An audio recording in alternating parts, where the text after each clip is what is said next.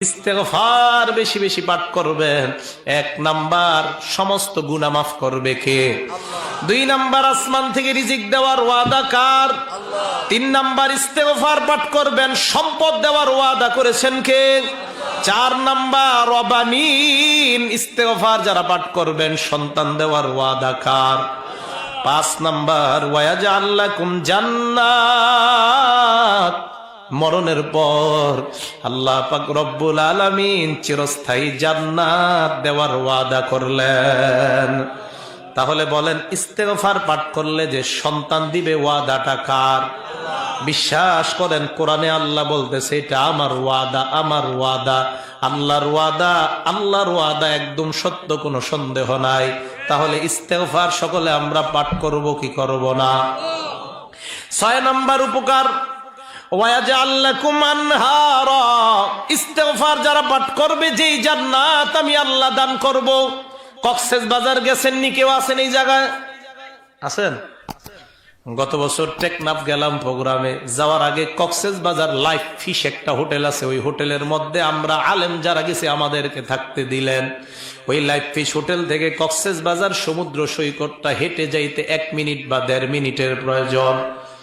হেঁটে গেলাম ওই জায়গায়, যাওয়ার পর দেখলাম, তাকান কিভাবে বুঝাই, সোফা এইভাবে বিছানো আছে, কতক্ষণ বিছানোর পর হঠাৎ এইভাবে করা।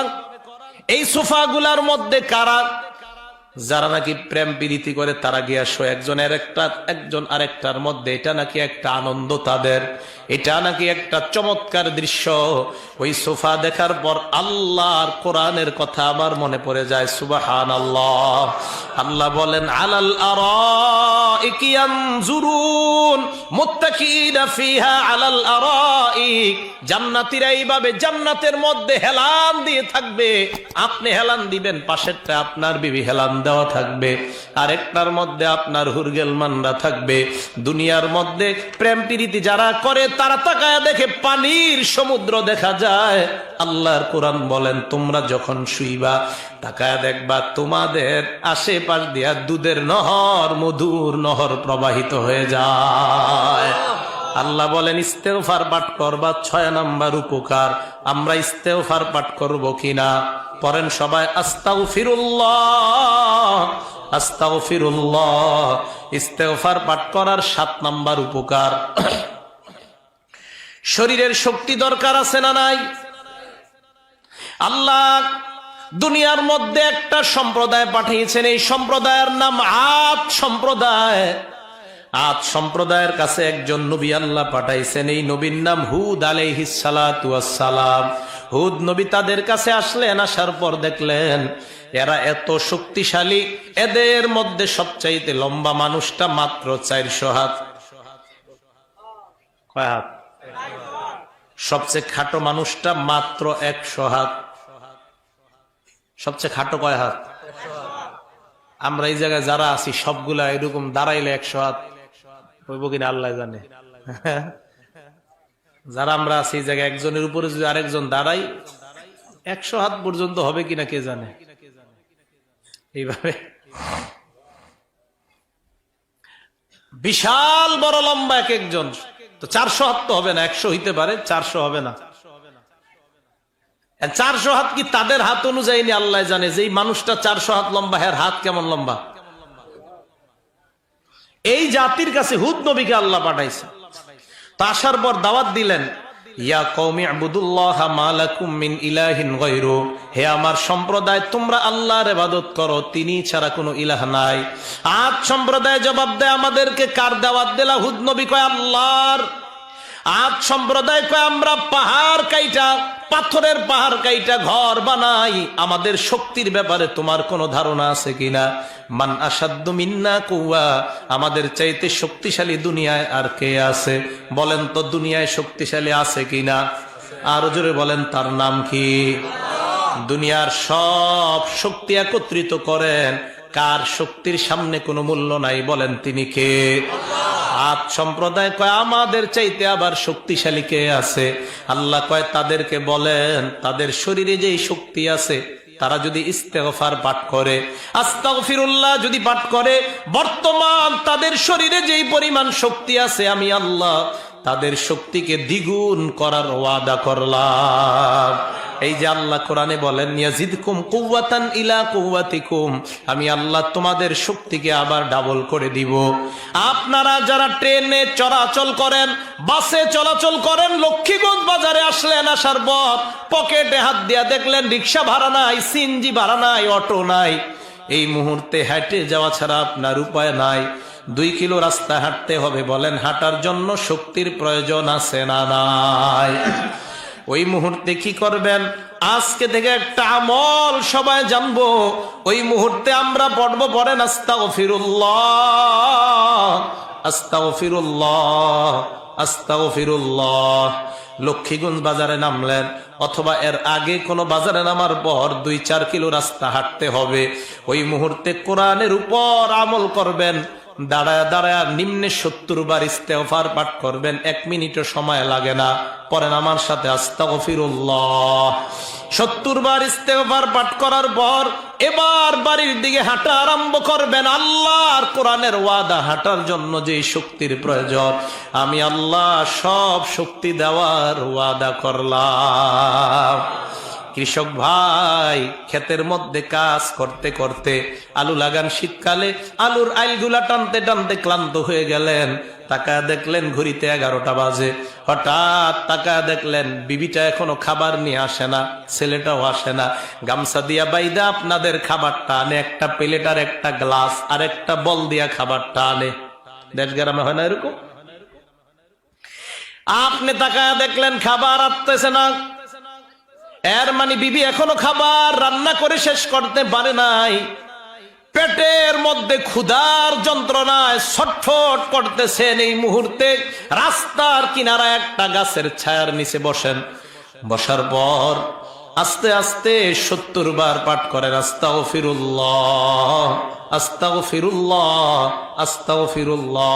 11টা পর্যন্ত আপনি কাজ করলেন ফজর থেকে। আবার সামনে আসর পর্যন্ত যদি আপনার কাজ করার প্রয়োজন হয়, আল্লাহ বলেন তোমার শরীরে শক্তি দেওয়ার ওয়াদা আমি আল্লাহ করে দিলাম। মা বোনরা সকালবেলা বাচ্চাটা স্কুলে পাঠান, মেয়েটা স্কুলে পাঠান, স্বামীকে কাজে পাঠান, কাউকে দোকানে পাঠান, কাউকে অফিসে পাঠান, কাউকে গাড়ি চালানোর জন্য পাঠান। এই মুহূর্তে আপনি ভাতের মাত্রা দেখতে হয়, তরকারি সেদ্ধ হয়েছে কিনা দেখতে হয়। ওই মুহূর্তে শাশুড়ি ডাক দেয়, শ্বশুর ডাক দেয়। কাজ করতে করতে 11টা 12টা আবার সন্তানের কাপড়গুলা ধোয়া লাগে। কাজ করতে করতে 1টা বেজে যায়। আপনার শরীরের শক্তি খরচ হয় কি হয় না? ওই মুহূর্তে মা বোনরা মোবাইলটার মধ্যে ফেসবুক, ইন্টারনেট, ভিডিও আর টেলিভিশনটা চালু না কইরা আপনি ওই মুহূর্তে কিছুটা সময় চুপচাপ থাকেন আর পড়েন আস্তাগফিরুল্লাহ। পড়েন আমার সাথে আস্তাগফিরুল্লাহ। নিম্নে 70 বার পাঠ করবেন। এই যে আপনি জোহর পর্যন্ত কাজ করলেন, আসর আর মাগরিব পর্যন্ত কাজ করার শক্তি আবার আল্লাহ আপনাকে দিয়ে দিবেন। কোরআন বলছে, সত্যি কথা কোরআন বলতেছে। ছাত্র ভাইয়েরা পড়তে পড়তে এসএসসি পরীক্ষা দিবে, বাংলা সাবজেক্টটা পড়তে পড়তে ক্লান্ত হয়ে গেছে, ইংলিশ পড়বে। তো খুব খারাপ লাগতেছে ছেলেটার। এই ইংলিশ সাবজেক্টটা খোলার আগে আপনি বাস পড়েন 70 বার আস্তাগফিরুল্লাহ আস্তাগফিরুল্লাহ। এর মানে আপনি শরীরে এনার্জি আনতেছেন, এনার্জি। বাংলা পড়তে পড়তে আপনার এনার্জি শেষ, এবার ইংলিশ পড়ার জন্য এনার্জি প্রয়োজন। মাদ্রাসার ছাত্র ভাইয়েরা এক কিতাব তাকরার করাইতে করাইতে মুকাররির সাহেবের অবস্থা বড় খারাপ। একটা তাকরার করানোর পর 1 মিনিটের জন্য বিরতি দেন, সবাই ইস্তেগফার পাঠ করেন। পাঠ করার পর আবার যখন ইংলিশ সাবজেক্টটা ধরবেন, তাকরা করার জন্য আরেকটা কিতাব আপনি শুরু করবেন। আল্লাহর কসম, কোরআন বিশ্বাস করেন, আপনার শরীরে আল্লাহ শক্তি দান করে দিবেন। এই জন্য ইস্তেগফার সকলে পাঠ করা দরকার আছে না নাই? আল্লাহর নবীর আগে কোনো গুনাহ নাই, পরে কোনো গুনাহ নাই। এই নবী বলেন ইন্নাহু লা ইউগানু আলা কলবি, আমার অন্তরে মাঝে মাঝে গুনে ধরে। কে ধরে? নবীজি বলেন আমার অন্তরে গুনে ধরে, অলসতা আসে। আসলে তো আসে না, নবী আম করে বুঝায়। নবীজি বলেন অলসতা দূর করার জন্য লা আস্তাগফিরুল্লাহ ফিল ইয়াউমি মিআতা মাররা, আমি ডেইলি আল্লাহর দরবারে 100 বার ইস্তেগফার পাঠ করি। কয়বার? আর জোরে বলেন কয়বার? সবাই দুই হাত উপরে তোলেন, আবার নামান, আবার উপরে উঠান, আবার নামান। ঘুম চইলা গেছে, এবার বলেন নবী কয়বার ইস্তেগফার পড়তেন? আর জোরে বলেন কয়বার? যেহেতু আমগো এত গুনাহ নাই, সেহেতু আমগো এত বড় দরকার নাই। কি বলেন? আবু হুরায়রা রাদিয়াল্লাহু তাআলা আনহু বলেন, আমি প্রতিদিন হাজার হাজার হাদিসের কাজ করতাম। এই কাজ করার পরেও 12,000 বার ইস্তেগফার পাঠ করতাম। কয় হাজার বার? 12,000 ইস্তেগফার পাঠ করতাম আবু হুরায়রা। হযরত হুযায়ফা রাদিয়াল্লাহু তাআলা আনহু বলেন, কানা ফি লিসানি যারাবুন আলা আহলি, আমার মেজাজটা মাঝে মাঝে আমার বিবির উপর খারাপ হয়ে যায়, আমার ছেলের উপর মেজাজটা খারাপ হয়ে যায়। এরকম আপনাদেরও হয়? মাঝে মাঝে বিবির উপর মেজাজ খারাপ হয়। বিবি ফোন দেয় রাতে 12টার দিকে, বাসায় আসতেছেন, ওই মুহূর্তে ফোন দিয়ে এমন একটা কথা কয়, ওই মুহূর্তে কয় একটা কাজ করেন সালমার বাপ, আসার সময় ওই জিনিসটা নিয়ে আইসেন। ইতিমধ্যে আপনি ঘরে ঢুকতে বাকি আছে আর সামান্য সময়, মেজাজটা আপনার বড় খারাপ। ওই মুহূর্তে হাত গুটান আর বলেন, আইসা নেই, আজকে তোর খবর আছে, আগে কইতে পারলি না, 12টা বাজে তুই বললি ওই জিনিসের প্রয়োজন। হযরত হুযায়ফা বলেন, আল্লাহর নবীর কাছে আমি গেলাম, যাওয়ার পর বললাম, ইয়া রাসূলুল্লাহ, আমার জবানের অবস্থা এমন, মাঝে মাঝে আমার মেজাজ খারাপ হয়, আমার বিবির উপর মেজাজ খারাপ হয়ে যায়, আমার সন্তানের উপর আমার মেজাজ খারাপ হয়ে যায়। ইয়া রাসূলুল্লাহ, ওই মুহূর্তে আমি কি করতে পারি? আল্লাহর নবী ঔষধ শিখায়া দিলেন, তাস্তাগফিরুল্লাহ 70 মাররা, তুমি 70 বার ইস্তেগফার পাঠ করবা, এরপর বিবিকে শাসন করবা, সন্তানকে শাসন করবা। এই শাসনের মধ্যে আল্লাহ ভরপুর বরকত দান করে দিবে। এই জন্য আমাদের মেজাজ যখন খারাপ হয়, বিবির কাছে যাওয়ার আগে কয়বার ইস্তেগফার পাঠ করব? সকলে বলেন। 70 বার পাঠ করার পর বিবিকে যাওয়ার পর যখন শাসন করবেন, এটার মধ্যে ফায়দা আছে। আর যদি আপনি ইস্তেগফার পাঠ না করে যান, ওই মুহূর্তে বিবির উপর আপনার মেজাজ বড় খারাপ হয়ে যাবে। কইতে কইতে মুখ দিয়া 3 কথা বের হয়ে যাইতে পারে। তুই 1, তুই 2, তুই 3 বলে ফেলতে পারেন। মেজাজ খারাপ হওয়ার কারণে হয় কি হয় না? এই জন্য মেজাজ যেন খারাপ না হয়। বলেন তো, মেজাজ খারাপ হইলে মেজাজ ঠান্ডা করব কয়বার আস্তাগফিরুল্লাহ পাঠ করব? তাহলে 70 বার ইস্তেগফার পাঠ করতে রাজি আছি না নাই? আমরা ওয়াদা করি দৈনন্দিন হুজুর ঘুমানোর আগে 100 বার আস্তাগফিরুল্লাহ পাঠ করব, রাজি আছেন কিনা?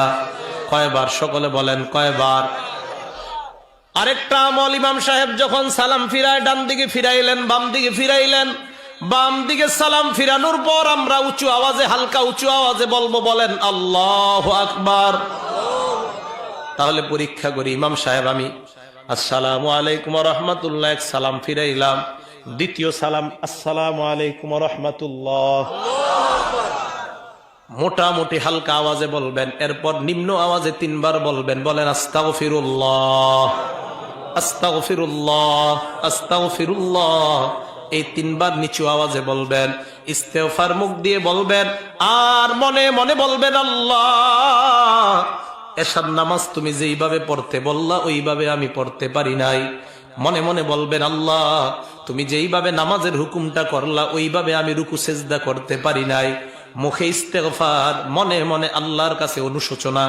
মুহাদ্দিসিনে কেরাম বলেন, এই যে মনের ভিতর আল্লাহর কাছে আপনার একটা ছোট হওয়া ভাব, মুখে বলতেছেন ইস্তেগফার, নামাজের মধ্যে ছোটখাটো ভুল ভ্রান্তিগুলা আল্লাহ মাফ করে দিয়ে আল্লাহ আপনার নামাজ কবুল করে নিবেন। মনে থাকবে না আমলটা? তাহলে 2 সালাম ফিরানোর পর হালকা উচ্চ আওয়াজে কি? নিম্ন আওয়াজে কয়বার কি পড়ব? আস্তাগফিরুল্লাহ। এবার আসেন, ইস্তেগফার পাঠ করার অর্থ হলো দোয়া করা, ক্ষমা প্রার্থনা করা। ক্ষমা প্রার্থনা করবো কার কাছে? আল্লাহর কাছে। যখন ক্ষমা প্রার্থনা করবেন, 1 নাম্বার নিজের জন্য, 2 নাম্বার এই মা বাবার জন্য। ইব্রাহিম নবী শিখায় দেয়, রব্বানা গফিরলি ওয়া লিওয়ালিদাইয়া, আল্লাহ তুমি আমারে মাফ করো, আমার মা বাবারেও তুমি মাফ করো।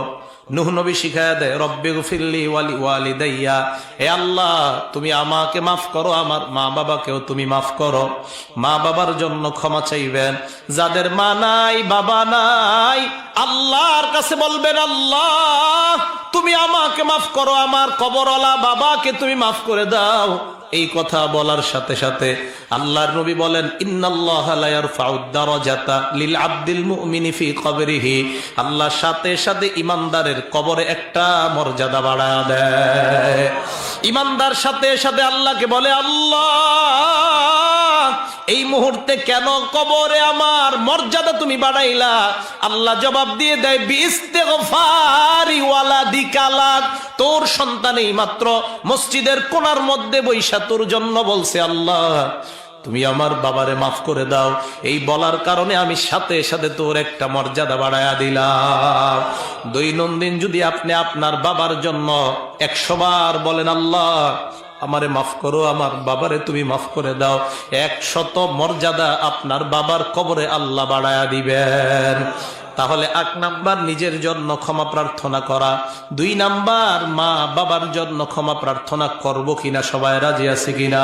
দোয়া করা, এই দোয়া করার বাংলা অর্থ হলো আহ্বান করা, ডাকা। এবার সবাই হাত তোলেন সবাই বলেন একবার আল্লাহ। হয় নাই, আরো জোরে বলেন আল্লাহ, আরো জোরে বলেন আল্লাহ। হাত নামান। মসজিদের ইমাম সাহেবকে ডাকলাম, ইমাম সাহেব ঘরে আছেন কিনা? ইমাম ঘর থেকে লেপের নিচ থেকে বলে আসি, বলেন কি বলবেন? আবার বাহির থেকে বলতেছি ওই ইমাম সাহেব ঘরে আছেন কিনা? উনি লেপের নিচ থেকে বলে আসি, বলেন কি বলবেন? আবার বাহির থেকে বলি ইমাম সাহেব ঘরে আছেন কিনা? উনি বারবার আমার আওয়াজ শুনতেছি কিন্তু ওনার সারা কিন্তু আমি শুনতেছি না। এবার উনি ঘরের দরজায় এসে কয় হে মিয়া, আমি না বারবার বলতেছি আমি আপনার কথা শুনতেছি, বলেন কি বলবেন? বুঝাইতে চাইলাম অনেক সময় আমরা দুনিয়ার মানুষকে ডাক দেই কিন্তু ওই মানুষ সারা দিলে আমরা অনেক সময় শুনি না, এমন হয় কি হয় না? আপনার বাবাকে আপনি বিলের মধ্যে গেলেন, ডাক দিলেন আব্বা, দেখেন শুনে না। আবার আরেকটু কাছে গিয়ে বললেন আব্বা, আপনার বাপে কয় কি বলবি বল, কিন্তু বাপের সারাটা আপনার কানে আসে নাই, এরকম হয় কি হয় না? আসেন এবার বলেন তো আমরা কারে ডাক দিলাম? আরো জোরে বলেন কাকে ডাক দিলাম? এ মা বোনরা, এইভাবে আল্লাহরে যখন ডাক দিবেন, আপনারা যারা আমরা যখন আল্লাহকে ডাক দিব, আল্লাহ বলেন তুই মুখে বললি আল্লাহ, না না তুই মুখে বললি না। জিহ্বায় তুই বললি আল্লাহ, না না জিহ্বায়ও তুই বললি না, মুখেও তুই বললি না, মনে মনে বললি আল্লাহ। আমি আল্লাহ সাথে সাথে বলি বল তুই কি বলবি? সাথে সাথে আমি আল্লাহ তোর ডাকে সাড়া দিয়ে দেই। অন্তরে অন্তরে আমি আল্লাহকে যখন তুমি ডাকো তখনও সাড়া দেই, জিহ্বা দিয়ে ডাকো তখনও সাড়া দেই, মুখটা খুইলা যখন ডাকো তখনও আমি আল্লাহ বলি উদউনি আস্তাজিব লাকুম, আমাকে ডাকো আমি আল্লাহ তোমাদের ডাকে সাড়া দেওয়ার ওয়াদা করলাম। সাহাবারা প্রশ্ন করলেন আইনা রব্বুনা ইয়া রাসূলুল্লাহ, হে আল্লাহর নবী আমাদের রব আল্লাহ কোথায়? সাহাবারা এই প্রশ্ন করার পর আল্লাহর নবীকে আল্লাহ জানায়া দিলেন ওয়া ইদা সালাকা ইবাদি আন্নী ফাইন্নী করিব। হে নবী আমার সাহাবারা, আপনার সাহাবারা প্রশ্ন করে আল্লাহ কোথায়, আপনি তাদেরকে জানায়া দেন আমি আল্লাহ তাদের নিকটে আছি। সুবহানাল্লাহ।